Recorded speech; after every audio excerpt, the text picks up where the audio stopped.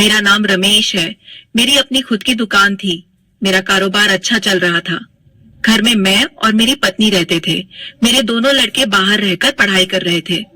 मेरी पत्नी सरिता अक्सर बच्चों के पास जाकर बीच बीच में हो आती थी। वहां कभी कभी 1 महीने तक उनके साथ रुकती थी। मैं अपने कारोबार की वजह से बच्चों के पास नहीं पहुंच पाता था, इसलिए पत्नी को ही भेज देता था। घर में काम करने के लिए एक नौकरानी लगा रखी थी। उसकी उम्र करीब 50-55 के आसपास होगी। उसका नाम नीला था। वह शहर के पास एक खोली में रहती थी। शहर में तो वैसे ही घर में काम करने वाली बाई मुश्किल से मिलती है। ऊपर से नीला जैसी नेक और ईमानदार बाई का मिलना तो किसी चमत्कार जैसा ही था। जब भी सरिता अपने बेटों के पास जाती, नीला की जिम्मेदारियां बढ़ जाती। ऐसे में उसे घर का काम करने के अलावा मेरे लिए खाना भी बनाना पड़ता, पर नीला खुशी खुशी यह जिम्मेदारी संभालती। मैं और सरिता भी इसके बदले उसे छोटे मोटे तोहफे और नगद पैसे देते रहते थे।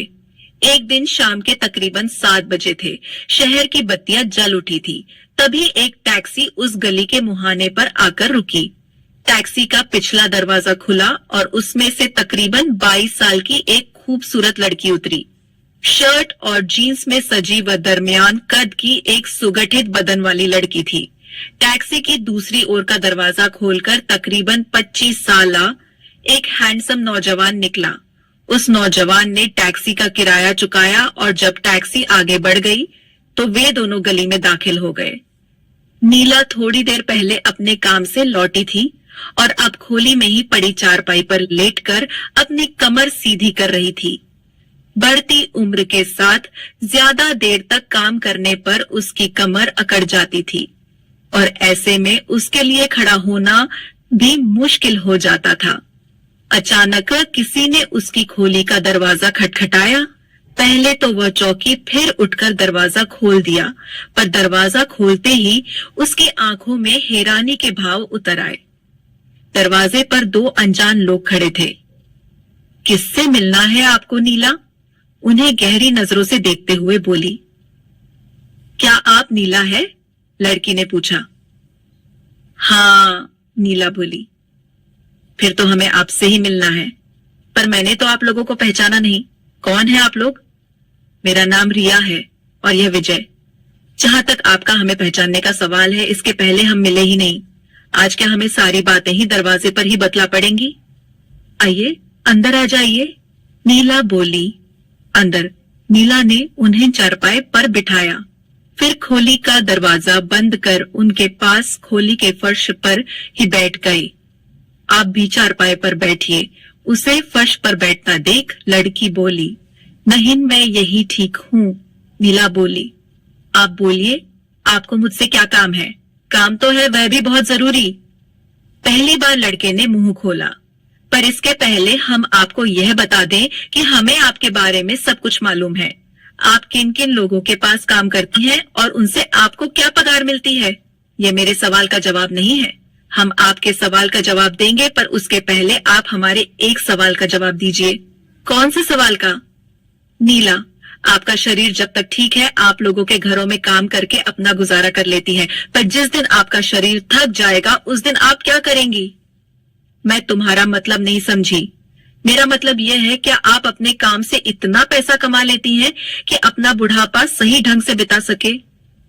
नीला के चेहरे पर परेशानी के भाव उतर आए। पिछले कई दिनों से वह भी यही बात सोच रही थी। आप चुप क्यों हैं? मीरा को खामोश देख लड़का बोला।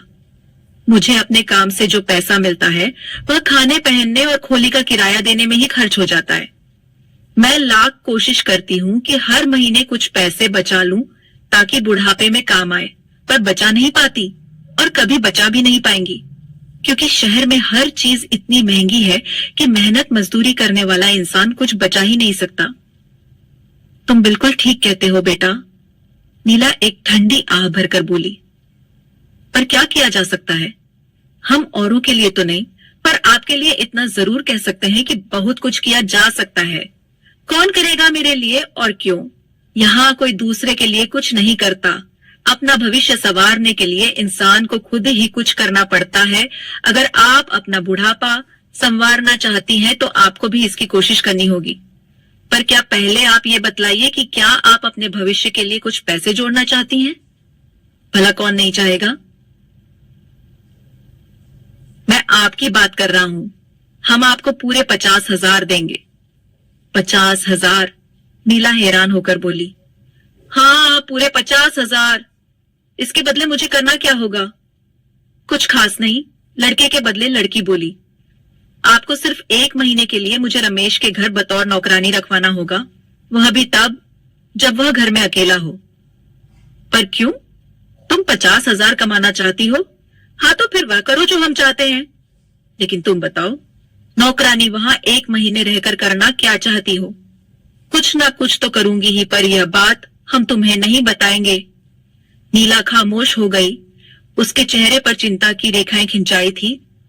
50,000 की बात सुनकर उसके मन में लालच की भावना जाग उठी थी, पर दूसरी ओर वह उन लोगों की तरफ से दुखी भी थी। न जाने वह रमेश के साथ क्या करना चाहते थे। अब तुम क्या सोचने लगी? नीला को खामोश देख लड़की बोली।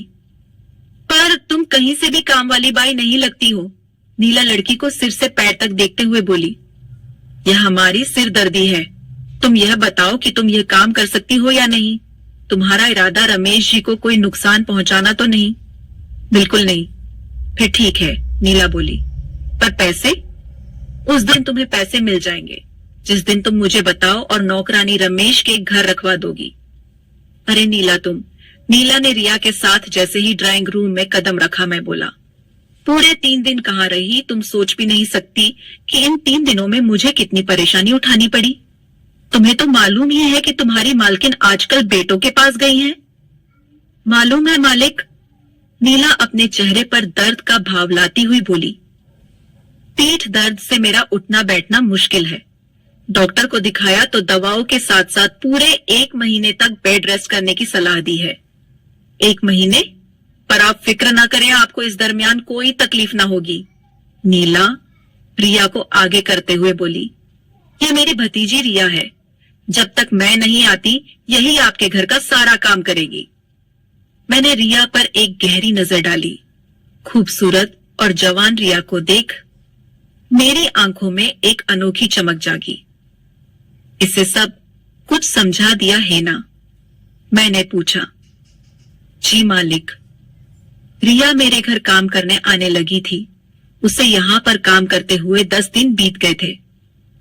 इस बीच उसने बड़ी मेहनत और लगन से मेरे घर का काम किया था और मेरी सुख सुविधा का बेहतर ख्याल रखा था। उसके इस बर्ताव से मैं बहुत खुश हुआ था। मैं रिया के साथ बड़ा ही कोमल और अपनापन बर्ताव करता था। सच तो यह था कि रिया की खूबसूरती और जवानी ने मेरे अधे बदन में एक नई उमंग जगा दी थी और मुझे रिया के साथ मिलने से एक अजीब खुशी मिलती थी। एक दिन शाम के तकरीबन 7 बजे थे। मैं अपने बेडरूम में पलंग पर बैठा था। रिया घुटने के बल झुकी मेरे कमरे की सफाई कर रही थी। ऐसे में उसके भारी और गोरे उभार का ज्यादातर भाग उसके ब्लाउज से बाहर झांक रहा था। मेरी निगाहें रह रहकर उसके इन कयामाती उभार की ओर उठ जाया करती थी और जब भी ऐसा होता मेरे तन बदन में एक हलचल सी मच जाती थी। रिया कहने को तो काम कर रही थी, पर उसका पूरा ध्यान मेरी हरकतों पर था। मेरी नजरों का भाव समझकर वह मन ही मन खुश हो रही थी। उसे लग रहा था कि वह जल्द ही मुझको अपने शीशे में उतार लेगी और ऐसा होते ही अपना उल्लू सीधा कर यहां से रफू चक्कर हो जाएगी। रिया सफाई का काम कर खड़ी हुई और ऐसा होते ही मेरी नजरों से वह नजारा गायब हो गया। इसके बावजूद मेरे बदन में जो कामनाओं की आग भड़की थी उसने मुझे हिला दिया था। मैं पलंग से उतरा, फिर आगे बढ़कर रिया को अपनी बाहों में भर लिया। मेरी हरकत से रिया चौंकी, फिर बाहों में कसमसाते हुए बोली, ये आप क्या कर रहे हैं साहब? रिया तुम बहुत ही खूबसूरत हो, मैं जोश से कती आवाज में बोला। तुम्हारी इस खूबसूरती ने मेरे तन बदन में आग लगा दी है। तुमसे लिपटकर मैं अपने तन की इसी आग को बुझाने की कोशिश कर रहा हूं, पर यह गलत है। कुछ गलत नहीं, मैं उसे बुरी तरह चूमते सहलाते हुए बोला। मन ही मन मुस्कुराती रिया कुछ देर तक मेरी बाहों से छूटने का नाटक करती रही, फिर अपना शरीर ढीला छोड़ दिया। ऐसा होते ही मैंने उसे उठाकर पलंग पर डाला, फिर उस पर सवार हो गया। भावनाओं का तूफान जब गुजर गया तो रिया रोते हुए बोली, ये आपने क्या किया? मुझे तो बर्बाद कर दिया। पल भर तक तो मेरे मुंह से बोलना फूटे, फिर मैं शर्मिंदा होकर बोला, रिया मुझसे गलती हो गई, मैं अपने आपे में नहीं था। जो कुछ हुआ उसका मुझे अफसोस है। प्लीज यह बात नीला को न बतलाना। आपने मेरा सब कुछ लूट लिया और अब कह रहे हैं कि बुआ से यह बात ना कहूं। मैं तुम्हें इसकी कीमत देने को तैयार हूं। कीमत? रिया ने गुस्से वाली निगाहों से मुझको देखा। बदले में मैंने तकिए के नीचे से चाबियां का गुच्छा निकाला, फिर कमरे में रखी अलमारी की ओर बढ़ गया। ऐसा होते ही रिया के होठों पर साथराना मुस्कान रेंग उठी, पर जैसे ही मैंने अलमारी खोली उसकी निगाहें उस पर जम गईं। अलमारी बड़े नोटों और गहनों से भरी थी। मैं रिया के करीब आया और तकरीबन जबरदस्ती नोट की गड्डी उसके हाथ पर रखते हुए बोला, प्लीज नीला को कुछ ना बतलाना। रिया मुझे पल भर घूरती रही, फिर अपने कपड़े ठीक करने के बाद उन नोटों की गड्डी ब्लाउज में रखते हुए कमरे से निकल गई। उस रात में पूरी रात ढंग से सो ना सका। मुझे यह बात परेशान करती रही कि कहीं रिया मेरी करतूत नीला को ना बतला दे। अगर ऐसा हो गया तो मैं किसी को मुंह दिखाने के काबिल नहीं रहने वाला था। पर दूसरे दिन मुझे तब हैरानी और खुशी का झटका लगा जब रिया हमेशा की तरह काम पर लौट आई। वह बिल्कुल सामान्य थी और उसे देखकर ऐसा हरगिज नहीं लगता था कि उसके साथ कुछ ऐसा वैसा घटा है। जब 4 दिन तक सब कुछ ठीक रहा तो छठे दिन रात को मैंने रिया को हिम्मत करके एक बार फिर अपनी बाहों में समेट लिया।